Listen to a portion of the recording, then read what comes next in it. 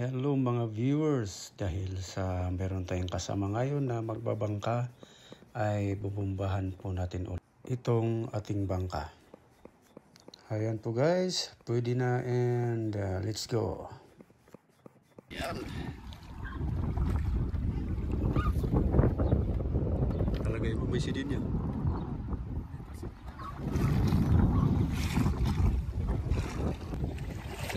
Ayan, nagbabangka na po kami ulit ni Padley J. Gausi from Itugon niya. Itugon, ayan. Shout out sa mga Gausi family, Itugon. Dito kami sa may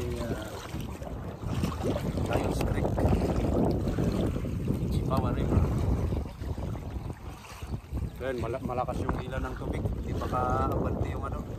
Hindi pa kapalik yung bangka natin. Baka dito na lang kami. Ayan, ayan pa yung view.